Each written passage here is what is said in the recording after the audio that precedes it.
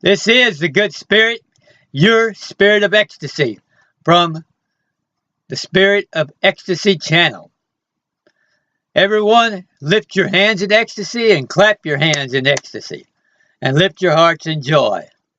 We're going to learn how to maintain continual ecstasy and joy, moment by moment, day by day, every day, 365, 24/7.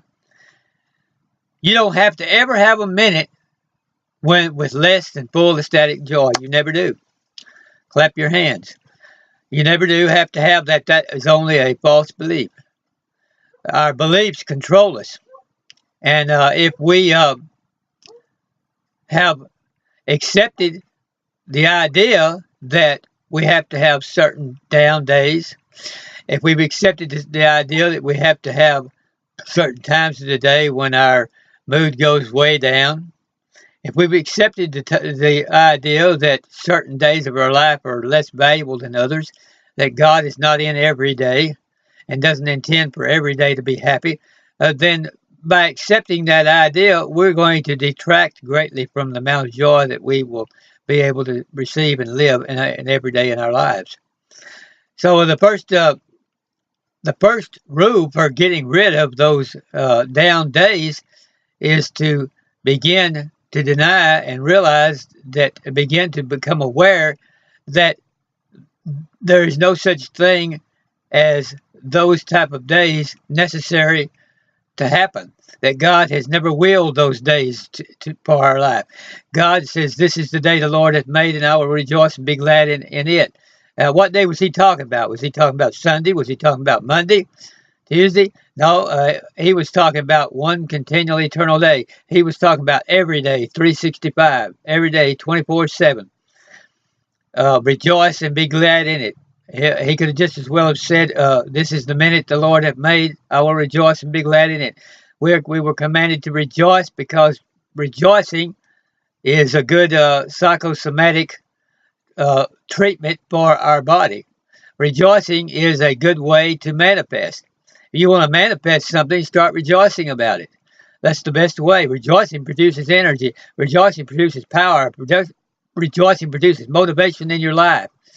You know, if you're working in some particular business and you want that business to succeed and you want to gain customers and you want to build that business, start rejoicing about that. Start rejoicing about the size that your business is going to grow to, that you're going to have a gigantic business. You're going to have money pouring in. You're going to have a nice, well-built home in a good location. You're going to have fine cars and even be able to collect whatever kind of sports cars and old cars you want to collect. You'll have the ability to have enough property around it that you'll be able to go out and walk the trails and enjoy your life. Begin to rejoice about all of that, because all of that will become as the fruit of your success, and your success will come from your energy, and your energy will come from the spirit of rejoicing and the spirit of ecstasy. That's what the spirit of ecstasy does, and that's why I'm teaching these lessons, and that's why I'm here, is because the spirit of ecstasy produces the energy for success. And so I'm here for your success, as well as I'm here for your health. But the spirit of ecstasy and joy does all of those things. The spirit of ecstasy and joy produces the energy to heal. The spirit of ecstasy and joy produces the energy for success. The spirit of ecstasy and joy puts you in touch with the Lord, because the Lord is a very joyful God. Is a God. The infinite spirit is a very joyful and ecstatic being. He never has a second in which he is not fully joyful. He never has a second in which he is not fully pouring out all the love that we could ever imagine. He never has a second that he's not giving us all the gifts that we could ever imagine. He never has a second that he's not pouring out all the riches and wealth upon us that we could ever imagine. So get on shouting ground every day. Learn to shout. Learn to wake up shouting, go to bed shouting. Learn that every second can be another shout. Learn that every day can be walking on that shouting ground. Learn that every piece of ground that you walk on is worthy of shouting and realizing that this is holy ground. Holy, which means holy, full of all good things. Holy was originally, the original or the best meaning for holy is that we have all of the blessings and the grace and the goodness of God, and it's holy there all the time. We become holy in the sense then that we're wholly full. We're full to the whole. Every bit of our body is completely full. We're wholly full of all blessings and all goodness and all grace. So let us begin to express that. Begin to express that in our outward appearance. Express that in our outward speech. Express that in our outward joy that we express to everyone around us. Let us express that in our smile. Let us express that in our walk. Let us express that ecstatic joy in our actions. Make a phone call to a business partner. Express that joy. Express that ecstatic joy.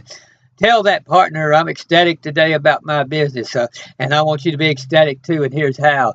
Oh, glory.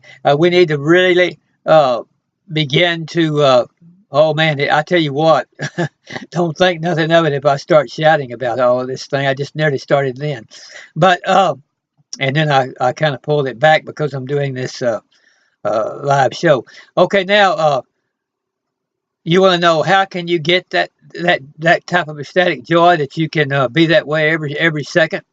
And I said, first of all, you raise your awareness to realize that is God's will for you to be that way every minute. And then second of all, you raise your awareness to who God is and how infinite He is, and you raise your awareness to how He has placed the awareness of Himself within you in easy reach. He has placed the kingdom of God within you. He has replaced all the glories of God in heaven within you. He has replaced everything completely at your reach and your ability to touch. He has not withheld anything from you. All good and perfect gifts have been sent your way, and the only thing lacking in you being able to receive and benefit from those is your own level of acceptance. We talk about the level of affirmation, and we talk about the spirit of awareness, and we talk about the what is that everybody is always expressing about magnetism and our level of well, I'll come back to that. But that's one thing that we can get, and that's one thing that means the same thing as what I'm saying, is that we get into that spirit of attraction is what I was trying to think of. The level of attraction, the spirit of attraction. And we begin to attract good things to us by our level of attraction and by our spirit of attraction and by getting into the spirit of attraction and getting into the vortex of it. And the vortex means getting into the center of the action. Getting into the vortex means getting into the center of the action that God is sending your way.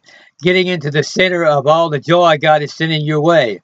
Getting into the center of all the great happiness and joy and peace and goodness and everything that God is literally pouring out upon you. Getting in the center of the showers of blessing. The showers of blessing, showers are not something that we say, well, send us showers of blessings, oh God. It's not something that comes one time and then another time it does not come. The showers of blessing are continual and infinite. The showers of blessing come every minute. The showers of blessing come every hour. The showers of blessing are continually pouring out. The problem is we are not receiving the showers of blessing. We're not aware that the showers of blessing are there. And so we do not lift our hands and receive. We do not lift our heart to receive. We do not lift our mind to receive. And so therefore we do not receive those showers of blessing, and therefore we don't benefit by the showers of blessing. When we're not healed, we're not receiving, we're not lifting our hands to healing. We're not lifting our heart to healing. We're not lifting our mind to healing. We're in the back of our mind, we're saying, God may not want me to be healed. We're in the back of our mind, we say, that may not be the will of God that I be healed. And so that keeps us from getting on shouting ground, which we know is against the will of God. That keeps us from getting into the full joy of the Lord, because we're saying God is withholding Oh my goodness, I've got to just pray and pray and pray, and then God just withholds everything despite all of my prayers, and so I have a very reason to be miserable because I pray and I pray and I pray and I ask people to pray, and the healing just does not come, and the blessings just do not come, and I'm still I'm still sad and still lack joy, and I'm still depressed, and I still don't have my healing. But the healing is continual and it is infinite. And we have to get on shouting ground about that and realize that I've got to start rejoicing right now because the healing is there. It's already there. It's just our receptiveness is not there. Our level of acceptance needs to be raised to receive everything which God has to give us. The law of attraction was what I kept trying to think of. LOA, I kept saying level of attraction, level of awareness, and law of attraction. They're all LOA. So put down LOA in your journal and think about all the things that stand for. Level of awareness, law of attraction, and level of attraction. But the law of attraction says that if you're going to attract all this money and this success and this happiness, that you have to make yourself an open vessel part. You have to make yourself aware that it already exists for you. You have to make yourself aware that God is pouring it out upon you. You have to make yourself aware that that the infinite mind and the infinite spirit, which is within you, wants you to express, to be attracted, will let you be attracted to money and success and happiness when you get in the right frame of mind and when you begin to accept it. So in a sense, it is the same as a level of acceptance. The law of attraction is the level of acceptance because the level of acceptance of goodness and prosperity is exactly how much you will attract to yourself. You make yourself a magnetic vessel. You take it just like a sponge. If you want it to hold more water, you take it and you wring it completely dry, put it out in the sun, let it completely dry, and then it'll pull in all kinds of water. So we do that with ourselves to get the level of the law of attraction and the level of awareness. Dry our sponge completely out so that it is ready to pull in that water. Get ourselves to the position where we don't have any of these spiritual thoughts in it. We wring all those spiritual thoughts out, wring all those negative thoughts out, reel all those doubt thoughts, wring out all those thoughts that may not be the will of God for me to be prosperous and successful. Maybe for somebody else, but not me. Maybe not be the will of God for me to be healed. It is for other people, but not for me. It may not be His will for me to shout every day, to be that joyful. He may not want me to be that joyful. He may want to try me out and see how miserable He can make me for a while so that I'll appreciate joy when I get it again. Well, it will make us appreciate joy when we get it again. It will make us appreciate being healthy when we get it. Hopefully, we will remember for a few days. But that's not His will for us to do that. And so we wring all those thoughts out. So basically, then, if you want to get on shouting ground every day and you want to be maintain that ecstatic moment by moment, second by second ecstasy, is to wring all that other stuff out. To wring the idea that it may not be the will of God for me to be ecstatic. That I may just not be an ecstatic person. I just may not be a joyful person. Maybe it's not in my constitution to be joyful and happy. Maybe I just have a weak constitution as far as health goes. Maybe my body is just weak. Maybe my genes were bad. No, maybe I just inherited bad genes, and so there's nothing I can do about it. I mean, I've got to be, all of my grandparents and great-grandparents, all they had the particular disease.